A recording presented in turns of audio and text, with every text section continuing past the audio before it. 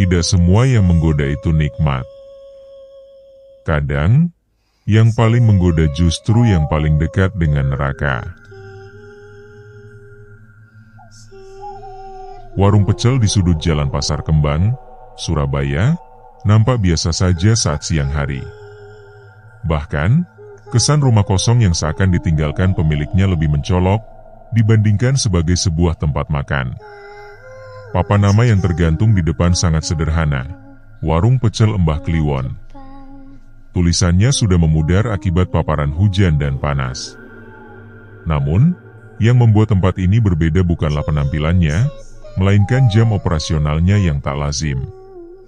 Warung tersebut baru aktif menjelang tengah malam, dari pukul 23 hingga sekitar pukul 3.30 dini hari. Yang lebih mengejutkan, meski membuka lapak di waktu ganjil untuk sebuah warung makan, pelanggan tetap berdatangan tanpa henti. Antrian panjang adalah pemandangan rutin di sini. Pada suatu malam, seorang pengemudi ojek online bernama Arif Wicaksono, yang baru pertama kali mendapat pesanan dari warung ini, mengalami sesuatu tak terlupakan. Saat menunggu pesanannya disiapkan, matanya secara tak sengaja menangkap pemandangan aneh di dapur melalui celah kecil pada dinding bambu. Ia awalnya mengira bahwa Nyai Kliwon sedang menyiapkan bumbu pecel. Namun, yang terlihat bukanlah ulekan kacang biasa. Di atas batu besar berlubang yang menyerupai lesung, ada gumpalan daging merah yang ditumbuk bersama cairan berwarna coklat kehitaman. Lebih menyeramkan lagi, rambut panjang terlihat turut teraduk di dalamnya. Jarum jam hampir menunjukkan pukul 23.50 ketika sejumlah mobil mulai berdatangan ke depan warung. Lokasinya memang jauh dari keramaian, tapi tak pernah berhenti menjadi magnet bagi banyak orang. Seolah ada daya tarik gaib yang memanggil siapa saja untuk datang mencicipi pecel di sana. Mereka tidak sekadar rindu, mereka ketagihan. Orang-orang sering menyebutnya dengan nama pecel setan. Bukan karena rasanya yang pedas membakar lidah, tetapi karena konon siapapun yang mencoba makanan ini pasti ingin kembali lagi. Di balik meja saji, Mbah Kliwon berdiri tegap.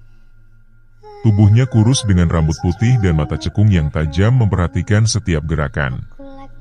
Meski begitu, wajahnya berseri-seri dengan senyum ramah yang tak pernah lepas. Tak ada satupun tanda mencurigakan pada sosok pria tua itu, tak ada petunjuk bahwa di balik keramahan itu tersimpan rahasia gelap yang telah lama ia sembunyikan selama lebih dari 2 dekade. Di sisinya berdiri Nyai Kliwon, istrinya. Tubuh mungil dan kulit pucatnya tidak menyembunyikan kelincahan tangannya saat mempersiapkan hidangan pecel. Dari luar, pasangan suami istri itu terlihat tak berbeda dengan pasangan lansia lain. Namun, ada sesuatu di balik kegemaran para pelanggan akan bumbu pecel mereka yang terus menimbulkan pertanyaan. Apa sebenarnya rahasia kelezatan itu? Akan tetapi, tidak semua orang beruntung pulang hanya membawa rasa kenyang setelah makan di sana. Ada yang membawa sesuatu yang lebih gelap, suatu beban yang tak kasat mata, kutukan. Kembali ke Arif si pengemudi ojek online, rasa penasaran membuatnya alpa mengendalikan rasa takut. Meski sudah melihat hal yang ganjil di dapur tadi, ia tetap bertahan di tempat untuk memastikan penglihatannya sebelumnya bukan hayalan semata. Ia mendekatkan pandangannya lagi ke celah dinding bambu tersebut. Dan saat itulah ia menyadari kesalahan fatal yang baru saja diperbuatnya. Untuk sepersekian detik yang terasa seperti selamanya, Nyai Kliwon menoleh dengan gerakan pelan namun langsung mengarah ke tempat Arif tengah mengintip diam-diam. Mata mereka bertemu. Tapi pandangan Nyai Kliwon tak lagi seperti mata manusia biasa. Ia tersenyum dengan caranya yang begitu menyeramkan, terlalu banyak gigi dalam mulut kecil itu untuk ukuran manusia normal. Senyuman itu tampak dingin dan asing, nyaris seperti ejekan. Matanya semakin menonjolkan kesan menakutkan, bukan warna biasa seperti harapan Arif, melainkan hitam pekat yang memancarkan aura mengancam dan mematikan. Atmosfer mencekam menyelimuti dirinya. Arif tak perlu mendengar kata-kata untuk memahami pesan dalam tatapannya. Dia telah melewati batas yang seharusnya tak pernah dilanggar. Arif melangkah mundur dengan gugup. Jantungnya berdegup keras, seperti pukulan beduk menjelang malam takbiran.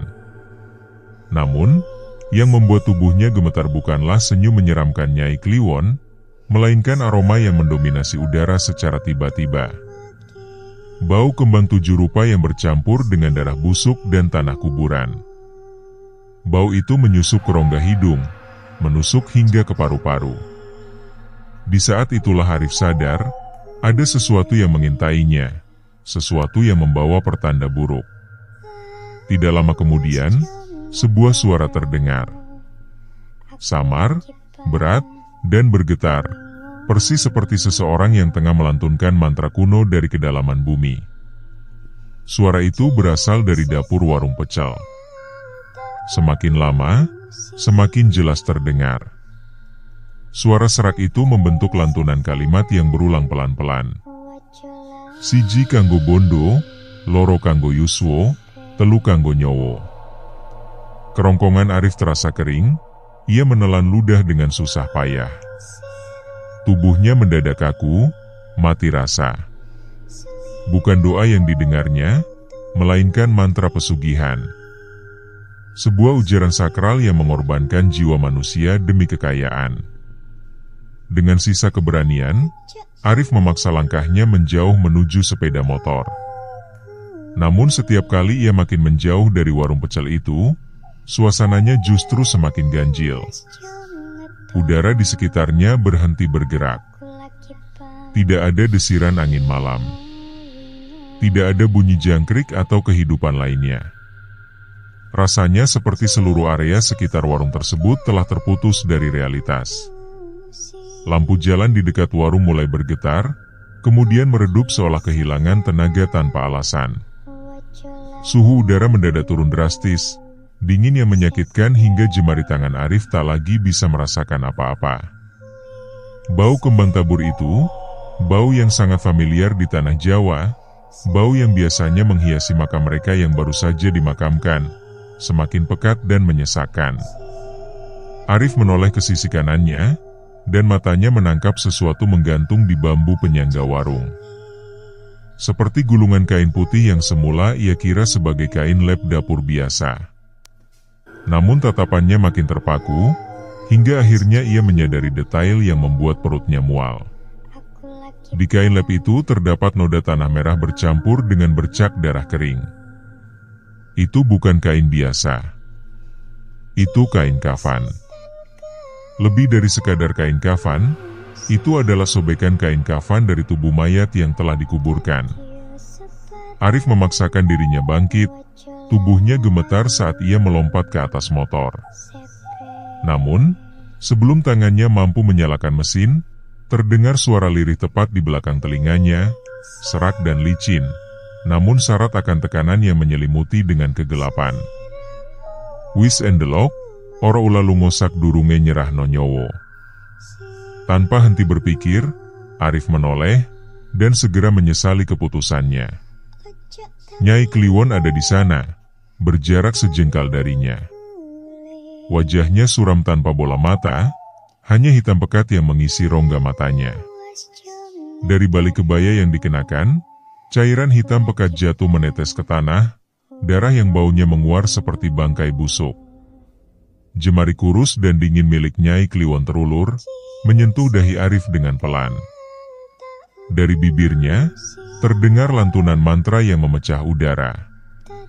Kaping papat, nyowo arep diundang, kaulah saning jagat peteng.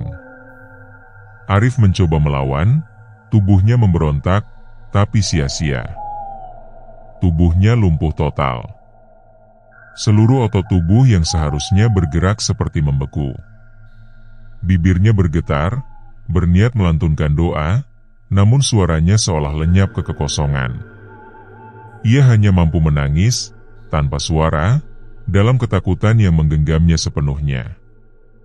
Dan di belakang Nyai Kliwon, muncul sebuah bayangan yang tinggi dan memanjang. Bayangan itu merayap keluar dari warung pecel, bergerak seperti kabut hitam. Dengan perlahan namun pasti, ia mendekati Arif, bergerak tak tergesa-gesa, seolah berniat menyatu dengan tubuhnya. Bayangan itu semakin dekat hingga dalam hitungan detik, hanya sejengkal lagi dari tubuh Arif. Namun, tiba-tiba seekor kucing hitam melompat menerkam bayangan tersebut. Suara desis tajam menggema di udara. Bayangan itu bergetar hebat, seolah terganggu, kemudian perlahan memudar. Kesempatan ini membangunkan Arif dari keterkejutannya. Ia seperti terbebas dari cengkeraman kekuatan tak kasat mata yang mengikat tubuhnya. Tanpa buang waktu, ia langsung menghidupkan motor dan melesat pergi secepat kilat, meninggalkan warung tanpa sedikit pun berani menoleh ke belakang. Helmnya terabaikan, bon makan belum ia lunasi, dan teriakan panjang dari Nyai Kliwon yang memanggil namanya seperti suara dari kedalaman yang menyeramkan tak lagi ia pedulikan. Malam itu, Surabaya terasa berubah seperti kota di dunia lain. Jalan-jalan yang biasanya ramai kini terasa begitu panjang dan hampa, sementara lampu-lampu jalan mati satu persatu, seakan menambah kesan mencekam. Dalam perjalanannya, suara raungan mesin motor yang meraung sekuat tenaga seolah tak berarti karena ada sesuatu, bukan manusia, bukan hewan, yang terus mengikuti di belakangnya. Sesosok bayangan kelam, seperti gumpalan asap hitam yang menjulang panjang, tidak berhenti mengejarnya. Arif hanya bisa memacu motor lebih cepat. Ketika ia mendekati perempatan Kedung Cowek, handphonenya tiba-tiba berdering. Nomor tak dikenal terpampang di layar. Arif gugup dan panik. Situasinya terlalu celaka untuk menjawab telepon. Namun dering itu tidak berhenti, berulang-ulang dan semakin mendesaknya untuk diangkat. Ia pun dengan tangan gemetar akhirnya menekan tombol jawab. Tidak ada suara manusia di ujung sana. Hanya terdengar napas berat, kasar, seperti dimiliki oleh seseorang tua dengan rongga dada yang penuh lendir menjijikan. Napas itu diiringi gumaman perlahan yang lebih mirip mantra menyeramkan. Siji kanggo bondo, loro kanggo yuswo. Ketakutan memuncak, Arif melempar handphonenya ke jalan tanpa berpikir dua kali dan makin mempercepat laju motor. Hanya ada satu tujuan dalam benaknya, rumah. 2 tikungan lagi dan ia akan tiba di kontrakan kecilnya. Begitu sampai di depan rumah, ia bahkan tidak memedulikan untuk meletakkan motornya dengan benar. Mesin mati tanpa sempat ia sentuh, dan kendaraan itu teronggok begitu saja. Arif berlari masuk ke dalam rumah dengan napas tersengal-sengal, mengunci pintu rapat-rapat, lalu merebahkan tubuh di lantai ruang tamu. Dadanya naik turun dalam irama kacau saat ia mencoba mengatur napas. Ketika tubuhnya mulai merasakan sekilas rasa aman, udara malam berubah mencekam kembali. Terdengar suara dari arah kamar mandi. Tuh. Tuh. Tuh. Seperti tetesan air yang jatuh perlahan ke lantai. Padahal ia tahu betul keran air di kamar mandi itu sudah pernah diperbaiki tukang dan kini tertutup rapat. Dengan tubuh gemetar hebat, Arif mendekati pintu kamar mandi itu perlahan. Ia menempelkan telinganya pada permukaan pintu kayu yang dingin. Ada suara lain di balik pintu, bukan tetesan air lagi. Ada isakan pelan.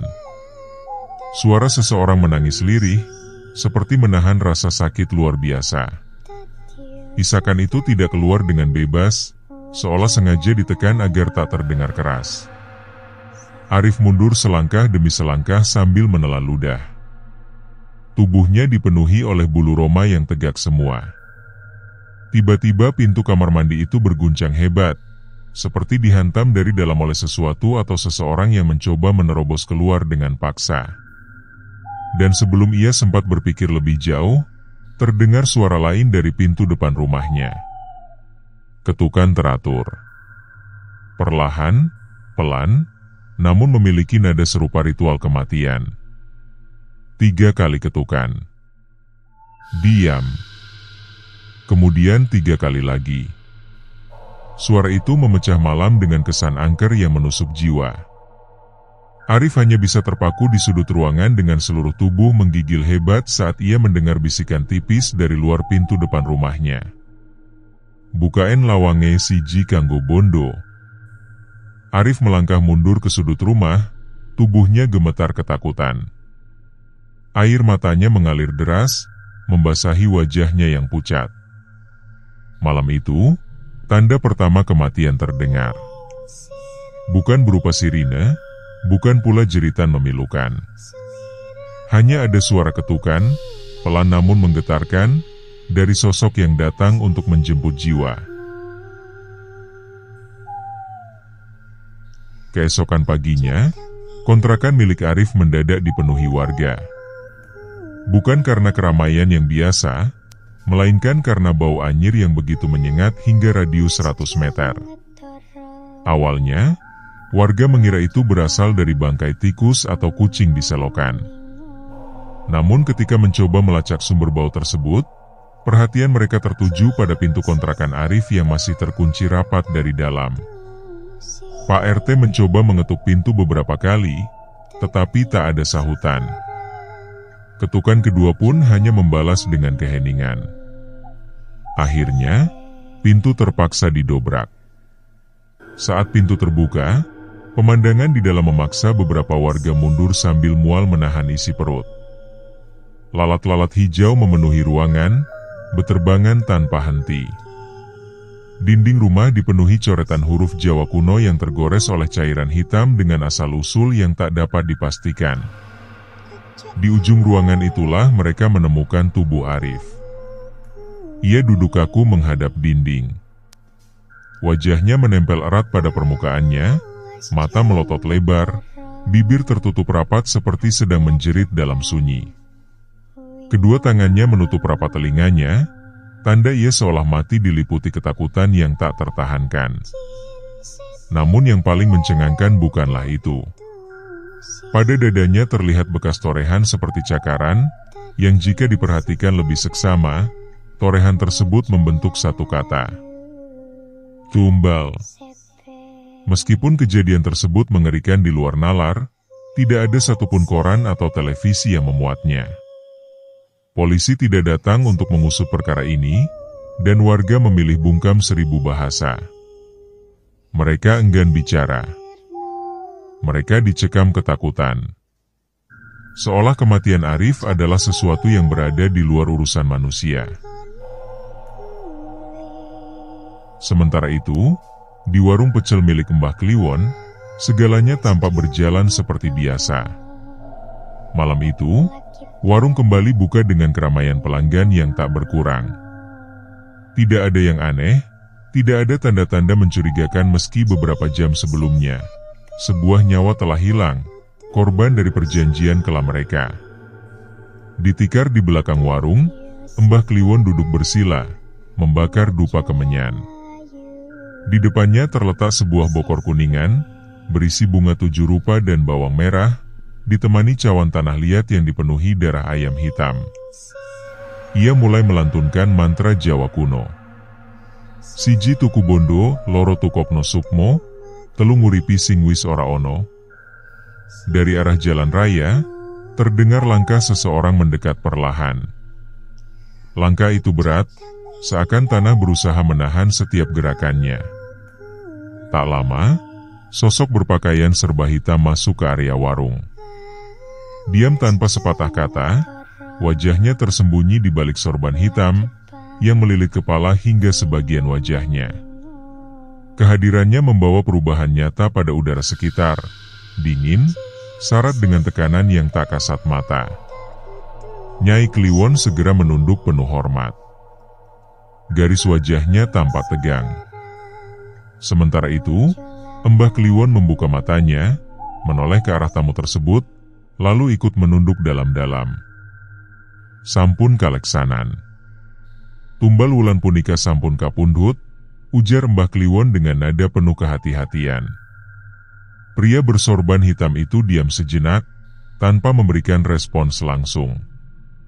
Ia hanya berdiri, kemudian meletakkan sebuah bungkusan kain putih di atas meja. Dari bungkusan itu menetes cairan merah, dengan aroma pekat yang membawa bau kuburan. Dengan suara parau, berat, dan bergaung seolah berasal dari dua dunia berbeda, akhirnya ia berbicara. Durung rampung. Mendengar itu, tubuh Mbah Kliwon semakin merunduk, seakan beban berat menghantam punggungnya. Keberaniannya luntur dalam sekejap.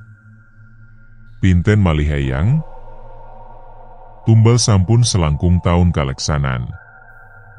Tanyanya penuh kegundahan.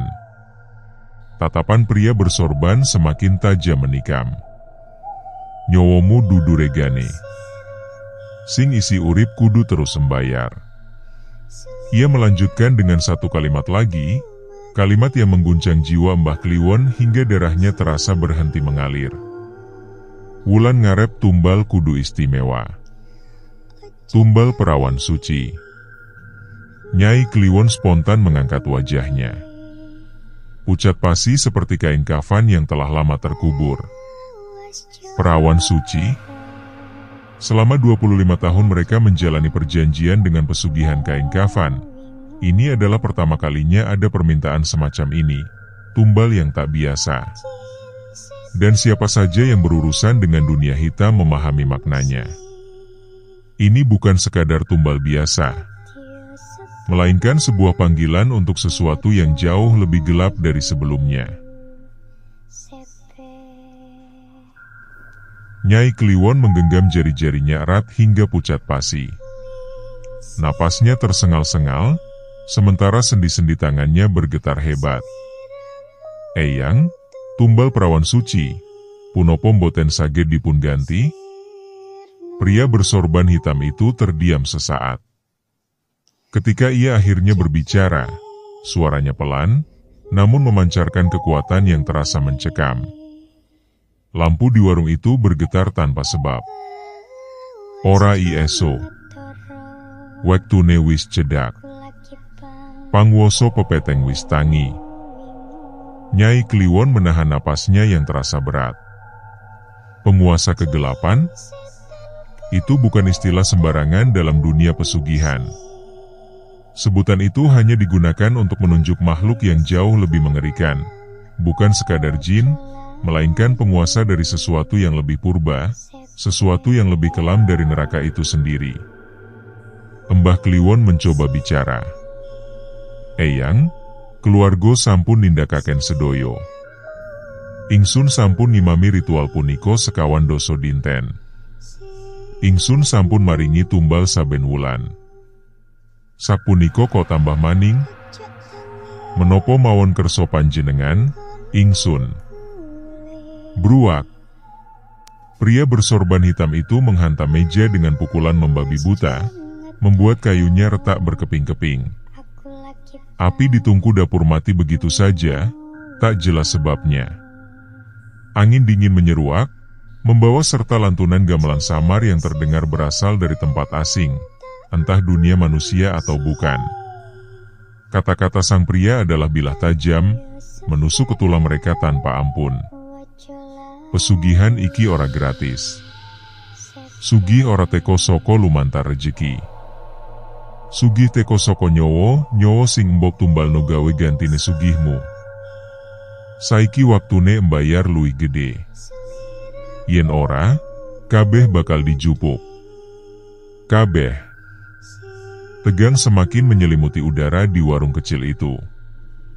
Nyai Kliwon gemetar hebat. Ia tahu jelas, ancaman itu bukan bualan semata. Jika mereka menolak memenuhi tuntutan ini, bukan hanya mereka berdua yang harus mati, tapi seluruh keturunan mereka akan lenyap di bawah kutukan abadi. Pria bersorban hitam itu kemudian mengeluarkan sebilah pisau kecil dengan bilah hitam legam. Terlihat seperti hasil tempa logam terkutuk. Ia meletakkan pisau tersebut di lantai dan menggambar lingkaran menggunakan darah seekor ayam hitam yang dibawanya. Sak menenge wulan iki, awake dewe nggawe perjanjian anyar. Ia menyebut namanya untuk pertama kalinya, suara itu bergema dan membawa hawa dingin menusuk. Jenengku, Eyang Jagal Sewu. Nama tersebut menghantam mereka layaknya godam besi, menyesakkan dada mereka tanpa ampun. Itu adalah nama terlarang di kalangan dukun Jawa, nama yang tak seorang pun berani sebutkan dalam ritual apapun karena dipercaya akan membawa maut jika dilafalkan tanpa pengaman gaib. Eyang Jagal Sewu melanjutkan perkataannya dengan nada yang tak mengandung ruang untuk tawar-menawar. Siji syarat. Tumbal perawan suci kudu teko saka wong sing tau mangan ing warung iki. Lan wektune wis mlaku. Di luar sana, korbannya telah dipilih.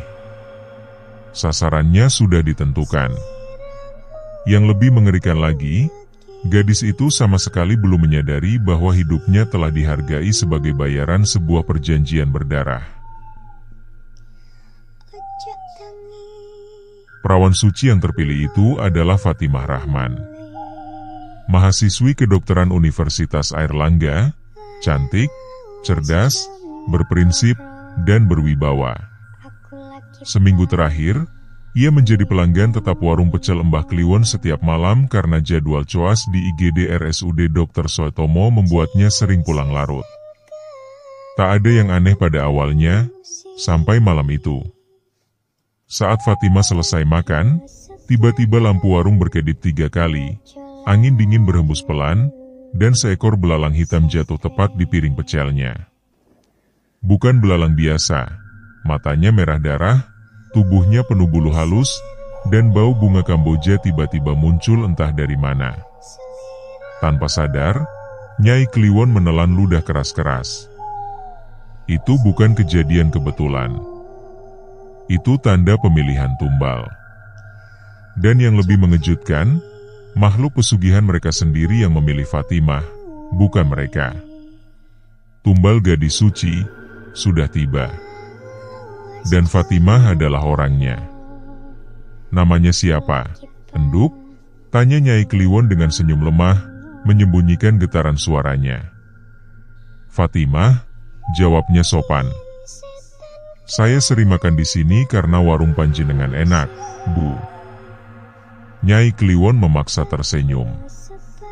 Dalam kepalanya hanya satu kalimat yang bergema. Ya Gusti Allah, bocah iki orang ngertien nyawane saiki lagi dipilih dari tumbal. Sejak malam itu, kejadian-kejadian ganjil terus mengikuti Fatimah. Ketika berkaca di kamar kosnya, ada bayangan kain putih lusuh berdiri di belakangnya.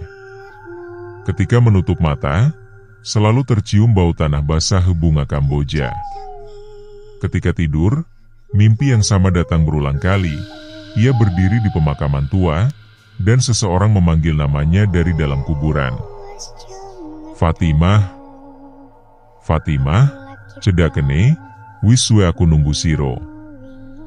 Di warung pecel itu, menjelang jam 3 dini hari, Mbah Kliwon memulai ritual pemanggilan.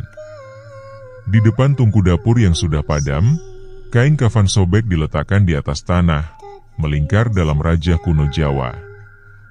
Mbah Kliwon merapalkan mantra halus, bahasa yang hanya dikenal para pelaku ilmu hitam kuno.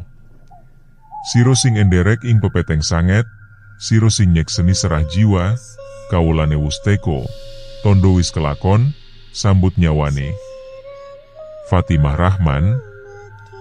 Saat nama itu disebut, bara api tungku menyala sendiri. Bayangan hitam merayap di lantai seperti asap hidup. Nyai Kliwon berbisik. Wis wayah hekang. Tumbal wis kecantol. Saiki kari usaha narik nyawane kalem-kalem. Hari berikutnya di rumah sakit, Fatimah menjadi aneh. Tubuhnya baik-baik saja, tapi ia mulai mendengar suara bisikan, padahal tak ada siapa-siapa. Fatimah, pulanglah malam ini, makan lagi di sana. Ia mencubit lengannya. Ini halusinasi karena kurang tidur, katanya mencoba rasional. Tapi sorot matanya mulai kosong. Di koridor rumah sakit, seorang perawat senior menatap Fatimah lalu mendekat. Kamu gak kenapa-kenapa, Dik? Badanmu dingin, mukamu pucat. Fatimah tersenyum kikuk. Kurang tidur aja, Mbak. Tapi perawat itu menatap leher Fatimah, lalu ia mundur ketakutan. Karena baru saja ia melihatnya. Sesuatu yang tidak seharusnya ada. Jejak tangan hitam melingkar di leher Fatimah. Seperti ada yang mencekiknya dari dunia tak kasat mata. Dan malam ini, bisikan itu makin kuat. Ayo, kembali ke warung pecel Mbah Kliwon, waktumu sudah dekat. Hujan turun ringan malam itu. Tidak deras, tapi cukup membuat jalanan basah dan berkilau terkena pantulan lampu kota. Fatimah berdiri di depan cermin kamarnya. Raut wajahnya tampak berbeda, semakin pucat, lingkar matanya menghitam, seolah ia kehilangan sesuatu yang lebih dari sekadar tidur, seolah nyawanya mulai menipis. Tangannya gemetar saat meraih jaket. Ia tidak tahu kenapa, tapi tubuhnya bergerak sendiri. Seakan ada tali tak kasat mata yang menariknya untuk kembali ke satu tempat. Warung pecel Mbah Kliwon. Saat ia membuka pintu kamar kos, semua lampu di lorong tiba-tiba padam bersamaan. Gelap total. Aroma tanah basah bercampur bau anyir darah tiba-tiba menyelinap ke hidungnya. Lalu di ujung lorong itu, sesuatu berdiri. Sesuatu yang tak mungkin manusia. Tubuhnya dibungkus kain putih kotor penuh tanah makam, kepalanya tertunduk, rambut panjangnya basah seperti baru diangkat dari kubur. Dan dalam gumaman yang berat dan parau, makhluk itu menyebut namanya. Fatimah, wayahe sowaan. Fatimah terpaku. Kakinya lemas. Jantungnya seperti ditusuk paku es. Makhluk itu mulai berjalan mendekat, langkahnya menyeret, kain kafannya berlumuran lumpur. Fatimah mundur. Nafasnya tercekat. Tak ada suara, tak ada tetangga kos yang keluar, seolah dunia benar-benar disenyapkan hanya untuk kejadian ini. Makhluk itu mendongak perlahan. Matanya bolong. Hitam. Kosong. Dan dari rongga gelap itu, keluar ratusan belatung yang jatuh ke lantai. Fatimah akhirnya bisa menjerit. Di saat yang sama, di warung pecel Mbah Kliwon, tungku dapur kembali padam. Aroma kemenyan hitam memenuhi ruang ritual di belakang warung. Di tengah ruangan ada bangku kayu tua, dan di atasnya terbaring kain kafan sobek milik pesugihan yang mereka pelihara selama 25 tahun. Mbah Kliwon duduk bersila, memegang keris kecil berlumur darah ayam hitam. Ia menggigit lidahnya sendiri lalu memuntahkan darah ke mangkuk tanah liat, sambil merapalkan mantra gaib. Getih iki dadi tali. Roh bakal kaiket. Nyawane tak tuntun. Sapa sing dadi tumbal, ora bisa melayu. Darah itu mendidih tanpa api. Nyai Kliwon memperhatikan sambil memegang boneka jerami yang diikat kain putih. Di dada boneka itu tertulis nama, Fatimah Rahman. Wes wayahe Kang, bisik Nyai Kliwon. Tariken roh iku saiki. Makhluk kafan itu kini hanya berjarak 1 meter dari Fatimah. Ruang menjadi dingin seperti kuburan. Ia mencoba berlari ke tangga, tapi tubuhnya seolah ditarik ke belakang oleh kekuatan tak terlihat. Itu tarikan gaib. Ritual sudah mengikatnya. Leher Fatimah seperti dicekik meski tak ada tangan yang menyentuhnya. Ia meronta, tapi tak bisa bergerak. Sesak. Sakit. Panik. Di telinganya ada bisikan lirih, bukan satu, tapi banyak, suara orang mati. Nyawa, nyawa, serahkan nyawamu. Ia jatuh tersungkur, merangkak sambil menangis. Makhluk kafan itu terus memanggil namanya, memaksanya datang. Di warung, Mbah Kliwon menggigit jarinya lagi dan mengusap darah ke mata, membuatnya bisa melihat alam gaib. Matanya tiba-tiba terbelalak. Wis kecantol Nyai. Tugel roh iku saiki. Nyai Kliwon menancapkan jarum ke dada boneka jerami sambil menjerit mantra. Ojo mulih. Ojo bali. Jiwo iki tak kutuk. Fatimah terangkat ke udara. Tak menyentuh lantai. Lehernya tercekik lebih kuat. Matanya mendelik kesakitan. Ampun, ampuni aku, siapapun, tolong. Makhluk kafan itu tersenyum. Untuk pertama kalinya wajahnya terlihat jelas, rahangnya ompong tapi ada 3 gigi panjang tajam yang tumbuh dari dalam tenggorokan. Ia bukan sekadar arwah penasaran, ini sudah masuk jenis makhluk pemakan jiwa. Kain kafannya terbelah perlahan. Tangan hitam berbulu keluar dari dalam tubuhnya. Dia bukan hantu biasa. Dia makhluk pesugihan. Makhluk itu meraih leher Fatimah dan hampir merobeknya. Tapi pada detik terakhir, tasbih terang. Sesuatu memutus tarikan gaib itu. Kalung tasbih tiba-tiba jatuh dari langit-langit kamar kos Fatimah. Milik siapa? Tidak ada yang tahu. Dan begitu kalung itu menyentuh lantai, makhluk kafan itu menjerit kesakitan lalu menghilang. Ritual Mbah Kliwon gagal. Untuk pertama kalinya, Fatimah terjatuh keras. Pingsan, tapi masih hidup. Di warung, Mbah Kliwon menyadari sesuatu. Ini bukan kegagalan biasa. Ada kekuatan lain yang menjaga Fatimah. Sebuah kekuatan yang lebih lama dan lebih tinggi dari ilmu hitam di tanah Jawa. Malam itu menjadi peristiwa yang tak terlupakan bagi Mbah Kliwon. Untuk pertama kalinya dalam seperempat abad, ritual pesugihan yang selama ini tak pernah meleset, seketika mandek tanpa sebab yang mampu ia pahami. Kain kafan pesugihan yang biasanya hidup seperti makhluk bernyawa, kini tergeletak kaku. Api ritual yang menyala bergelora padam begitu saja. Udara yang biasanya penuh dengan aura mistik mendadak terasa berat, seolah ada kekuatan besar yang menahan entitas gaib pengambil tumbal agar tidak melaksanakan tugasnya. Nyai Kliwon tampak gelisah sambil berusaha mengatur napas. Kang, ini gak masuk akal. Ada sesuatu yang melindungi calon tumbal itu. Tatapan Mbah Kliwon tajam mengarah pada kain kafan robek di depannya. Ia tahu pasti ada kekuatan luar biasa yang menghalangi proses pemisahan roh dari tubuh Fatimah. Kekuatan yang bahkan tak pernah diperkirakan sebelumnya, bahkan oleh Eyang Jagal Sewu yang terkenal sekalipun. Ini bukan perlindungan biasa.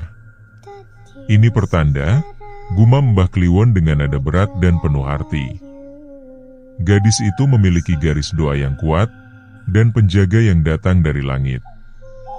Di tempat lain, di sebuah surau kecil di pesantren Raudatul Hikmah, di Kediri, seorang lelaki berjubah hijau sedang larut dalam zikir. Namun, tiba-tiba ia berhenti.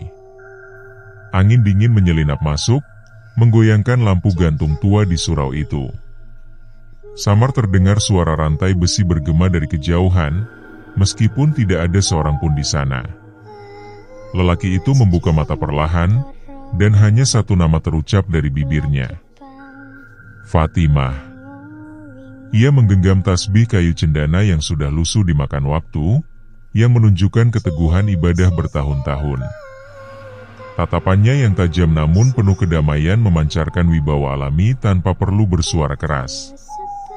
Dialah Kiai Umar Said Abdurrahman, seorang alim pemberani, ayah Fatimah sekaligus sosok yang ditakuti di kalangan dukun dan makhluk gaib. Begitu ia membuka mata, dua santri muda mendekatinya dengan ekspresi bimbang. Kiai, di luar tadi saya dengar suara lirih seperti orang menangis. Salah satu santri memberanikan diri untuk bicara. Jangan dihiraukan, jawab Kiai Said tenang sambil menghela napas. Itu bukan suara manusia. Santri lainnya refleks bertanya dengan penuh penasaran, kalau begitu suara apa, Yai? Kiai Said menutup matanya sejenak sebelum menjawab dengan nada pelan namun tegas, itu suara roh yang terseret ke dalam ritual pesugihan. Dan sekarang mereka berada sangat dekat dengan Fatimah. Sementara itu, di warung pecel Mbah Kliwon, sebuah kejadian aneh kembali terjadi. Seekor ayam hitam tiba-tiba ambruk tanpa napas. Tak ada luka di tubuhnya, namun darahnya mendidih hingga mengeluarkan uap. Dalam dunia hitam, hal semacam itu adalah pertanda kedatangan kekuatan yang jauh lebih tinggi, peringatan bahwa ada hal besar yang sedang bergerak. Nyai Kliwon tampak makin panik. "Kang, ini bukan hal biasa. Kalau pelindung Fatimah cuma manusia biasa, ritual kita nggak mungkin gagal seperti ini. Ini seperti ada kekuatan dari langit yang menahan kita." Wajah Mbah Kliwon semakin tegang. Ia meremas kain kafan sobek di tangannya sembari berujar dengan nada geram, "Selama ini aku tak pernah gagal dalam ritualku. Tapi kali ini aku benar-benar ingin tahu siapa manusia yang punya keberanian untuk menghentikanku." Belum sempat ia menyelesaikan kalimatnya, sebuah suara berat dan penuh wibawa bergema dari arah dapur. Suara itu tua namun berpengaruh, seperti memiliki kekuatan untuk membuat jin sujud ke tanah. "Yang menahanmu adalah Kiai Umar Said Abdurrahman." Dua ar. Belanga di dapur pecah seketika tanpa sentuhan tangan. Wewangian kemenyan ritual lenyap digulung kepulan asap yang padam spontan. Dari kandang belakang, semua ayam peliharaan mendadak menjerit keras tanpa henti seolah diteror oleh sesuatu yang tak kasat mata. Nyai Kliwon terhenyak dengan wajah pucat pasi. "Kang, nama itu seperti pernah terlintas dalam ingatanku." Mbah Kliwon merinding. "Nama itu," kata beliau, "tidak boleh sembarangan disebut. Ia adalah musuh segala ilmu hitam. Siapapun yang menyebut namanya, seluruh jin tersembunyi, setan pergi menjauh." Nyai Kliwon spontan menutupi mulutnya, merasakan gelombang dingin darah yang mengalir di tubuhnya. "Jadi, Fatimah, sebenarnya anak siapa?" Sementara itu, di halaman pesantren, Kiai Said berdiri tegak memandang langit tanpa bicara sepatah kata. Tangannya perlahan terangkat, tetapi bukan dalam doa pada umumnya. Ia tengah membuka hijab spiritual untuk melihat sesuatu yang jauh di luar jangkauan mata manusia. "Siapa saja yang mencoba mendekati anakku, akan kuberi tanda. Yang bersembunyi dalam gelap, keluar sekarang. Aku tahu keberadaanmu." Tanah mendadak berguncang pelan, burung-burung gagak serempak berhamburan dari pepohonan sekitar, dan gema yang tak kasat mata menggetarkan alam gaib. Komunitas jin mulai merasakan kehadiran kekuatan besar yang mulai bangkit dari cahaya laduni. Pertarungan sejati belum berlangsung. Namun dua kekuatan besar tersebut kini telah saling mengenali. Pesugihan gelap melawan kemurnian ilmu laduni. Suara itu datang lagi, kali ini lebih ramai, lebih bising. Tawa menggila, isakan sedih, raungan pilu, amarah yang meledak-ledak. Gemuruh suara-suara itu menyelimuti dari segala penjuru, langit, tanah, dinding, pohon, bahkan dari tempat mereka berpijak. Di tengah kekacauan suara tak beraturan tersebut, perlahan muncul sesuatu yang jauh lebih mengancam. Sebuah bisikan panjang, menusuk seperti bilah dingin yang tidak kasat mata. Bisikan itu membawa satu nama. Fatimah. Dengan tergesa-gesa, Fatimah menarik syal di sekeliling lehernya. Nafasnya tersengal-sengal, sementara ruangan warung yang tadinya penuh dengan manusia kini berubah asing. Sesuatu yang tak terlihat memenuhi udara, desiran bisikan, aroma jahat yang merayap pelan. Rani bergeser ke dinding, tubuhnya gemetar, napas terpotong-potong. Berkali-kali dia mencoba untuk tetap tenang, tapi sia-sia. "Ran, kau dengar juga kan?" Suara Fatimah bergetar saat mencoba berbicara. Harapannya hanya ingin memastikan dia tidak sendirian dalam ketakutan ini.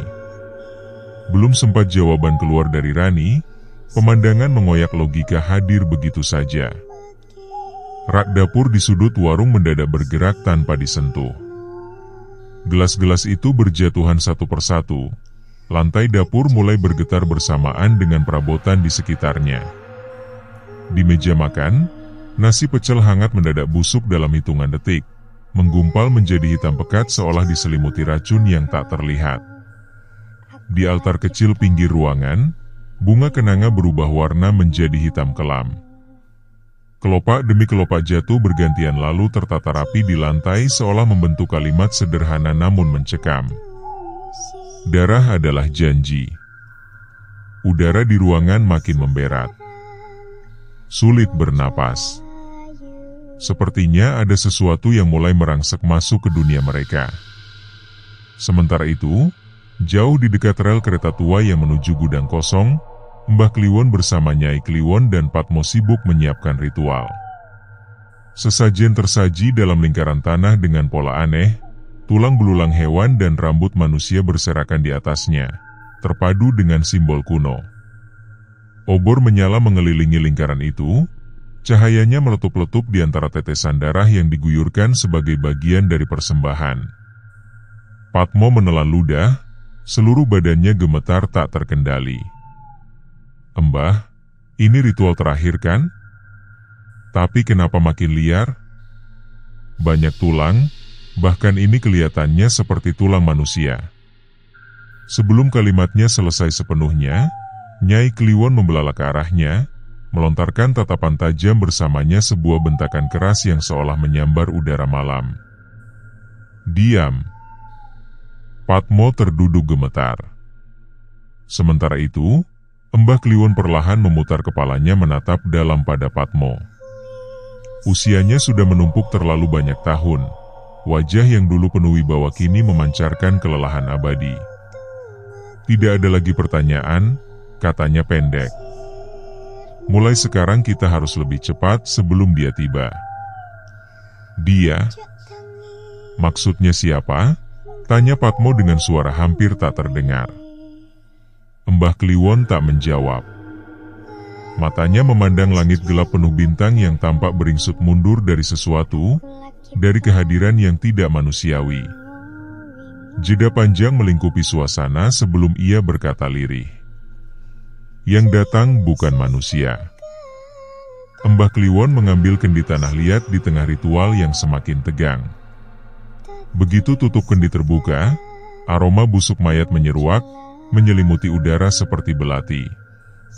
Patmo menahan rasa mual yang memuncak di kerongkongan, sementara Nyai Kliwon gemetar, wajahnya pucat pasi.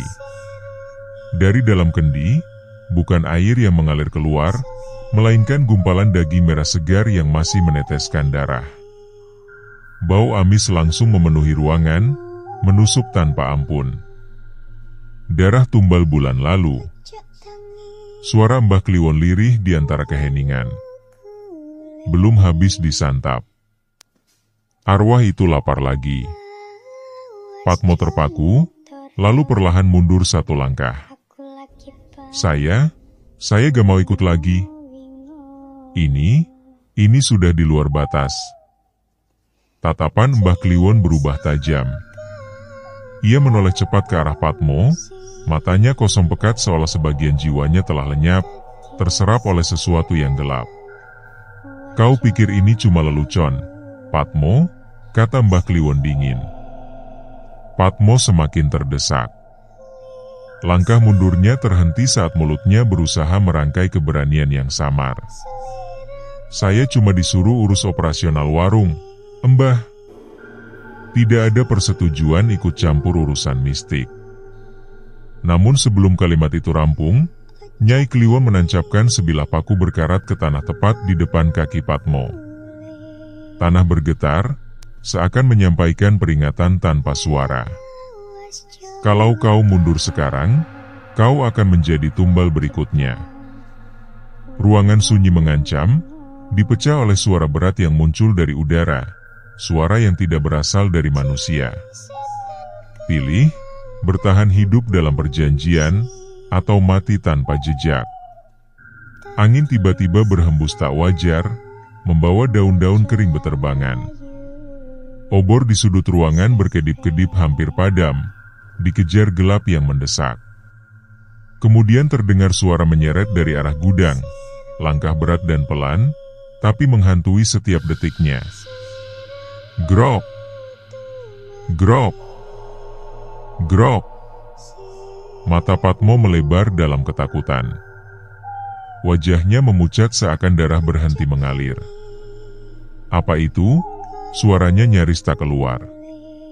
Mbah Kliwon menutup kembali kendi dengan gerakan terukur, sembari mengeluarkan peringatan lantang namun tegas. Jangan ada yang menoleh ke belakang. Jangan melihat wujudnya, atau kau akan kehilangan akal. Tetapi rasa penasaran yang menjadi kutukan Patmo terlalu kuat. Ia melanggar larangan. Lehernya perlahan berputar meski gemetar hebat. Dan ia melihatnya. Apa yang keluar dari gudang itu membuat seluruh tubuh Patmo seakan membeku. Ia menyesal seketika. Ya Allah, bisiknya penuh kengerian. Makhluk itu hadir di antara mereka, sesuatu yang tidak seharusnya berada dalam dunia manusia. Tubuhnya seperti sisa-sisa manusia yang terkubur dan menghimpit selama berabad-abad. Kulitnya koyak menganga, tubuhnya dipenuhi cacing dan debu tanah basah. Ia menyeret keranda mayat patah, seperti beban kutukan yang tak dapat disingkirkan. Di lehernya tergantung kain kafan compang-camping berlumur darah hitam pekat, berkibar pelan dalam hembusan malam. Sebuah tanda kutukan yang tak pernah pudar. Makhluk itu mendongakkan kepala penuh kengerian. Mata legam tanpa bola mata menatap dunia dengan kosong. Mulut robek memanjang menyeringai mengerikan.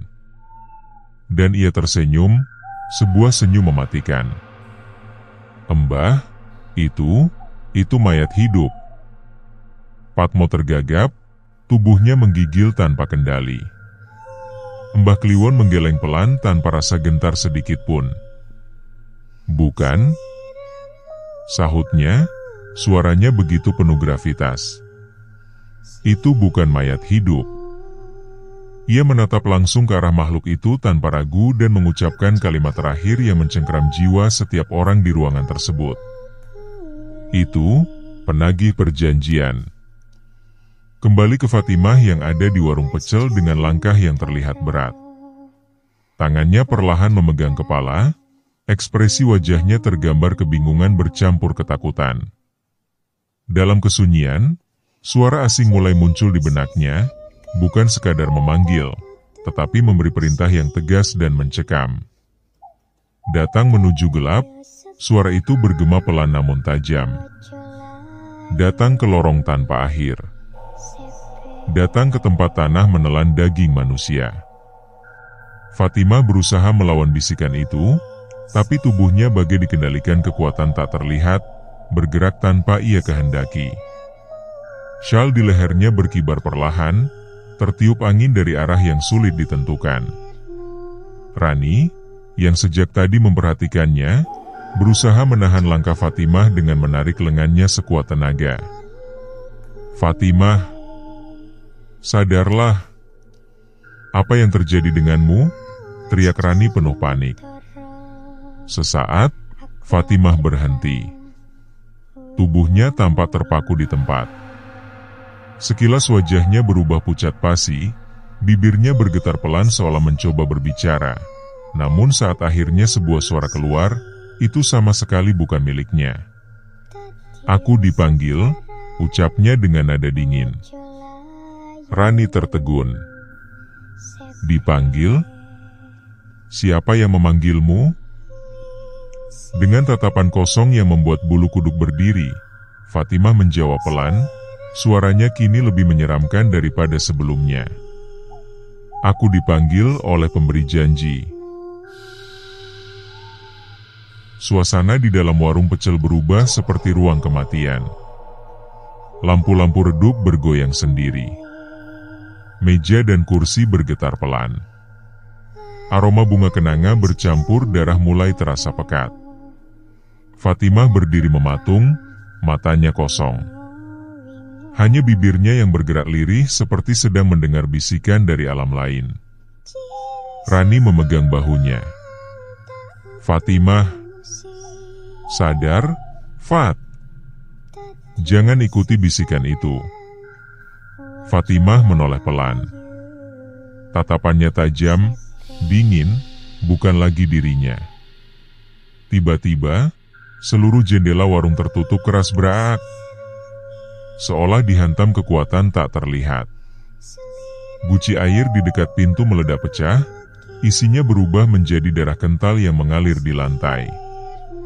Di dinding, sesuatu mulai menulis sendiri memakai darah itu. Perjanjian tidak boleh dikhianati. Darah sudah dipilih. Wanita itu milikku. Fatimah menutup kepalanya, menjerit, berhenti. Jangan masuk ke dalam pikiranku. Namun ada bisikan lain menyerap masuk, kali ini terdengar jelas. Datanglah, Fatimah. Tulang memanggilmu. Tiba-tiba, tok, tok, tok. Ada yang mengetuk keras pintu warung. Rani waspada. Siapa itu malam-malam begini? Ketukan itu terdengar lagi, lebih keras seperti ultimatum. Tok! Tok! Tok! Namun anehnya, pintu tetap terkunci dari dalam. Saat Rani membuka pintu, ternyata tidak ada siapapun. Hanya selembar tasbih hijau tua jatuh di depan pintu. Angin dingin berputar di tengah warung, dan seketika, suasana berubah. Dari pintu masuk, berdirilah seorang pria tua berjubah hijau, sorbannya sederhana, wajahnya teduh namun matanya tajam dan tegas. Di dalam ketenangannya, ia membawa getaran yang membuat kegelapan mundur ketakutan. Fatimah terpaku. Ayah! Teriak Fatimah. Pria itu menatap Fatimah dan mengangguk pelan. Sudah cukup jauh kamu dibawa malam ini, nak. Saat Kiai Said melangkah masuk, lilin-lilin di altar warung pecel langsung padam. Semua suara bisikan hilang mendadak. Bau busuk darah kafan lenyap seketika. Rani mundur beberapa langkah. Fatimah jatuh berlutut, langsung menangis. Kiai Said menatap sekeliling. Warung ini penuh jin pendamping kafan dan hadam tumbal. Ia mengangkat tasbihnya. Kalian sembunyi di sini, wahai makhluk-makhluk pesugihan. Keluarlah atau aku akan bakar kamu. Semua gelas pecah bersamaan. Praraak. Dari sudut ruang, 4 sosok hitam muncul. Merangkak keluar seperti laba-laba. Mulut mereka robek, mata mereka merah menyala. Mereka melolong marah. Rani menjerit, "Astagfirullah, itu apa?" Mereka penjaga perjanjian, kata Kiai Said tenang. Tapi mereka bukan lawan. Kiai itu membaca pelan. Hasbunallahu wa ni'mal wakil, ni'mal maula wa ni'man nasir. Begitu kalimat itu diucapkan, lantai warung bergetar dan cahaya hijau meledak dari tasbihnya. Keempat jin pesugihan itu langsung terbakar seperti kain disiram api, hilang seketika. Namun udara kembali bergetar. Tiba-tiba muncul suara berat, seperti datang dari dalam tanah. Kau melanggar wilayah perjanjian, Kiai Said. Wanita itu milikku. Rani menutup telinga, merintih. Suara apa itu? Suara apa itu? Kiai Said menatap langit-langit. Aku tahu siapa kau. Penagih kafan. Penghisap darah tumbal. Roh penasaran yang menjual dirinya ke iblis. Suara itu tertawa. Nadanya sangai mengerikan. Kau tidak bisa mengambilnya. Darahnya sudah dipilih. dia akan datang padaku. Seperti semua tumbal sebelumnya. Aku tidak sedang meminta izin, ujar Kiai Said dingin. Aku datang untuk mengakhiri perjanjian ini. Sementara itu, di gudang dekat rel kereta mati bergetar, ketika makhluk penagih kafan tiba-tiba menoleh tajam ke arah desa. Seolah merasakan sesuatu. Makhluk itu meraung marah. Embah Kliwon pucat. Tidak, ini tidak mungkin. Kenapa dia turun tangan sendiri? Nyai Kliwon tegang. Ada apa, Kang?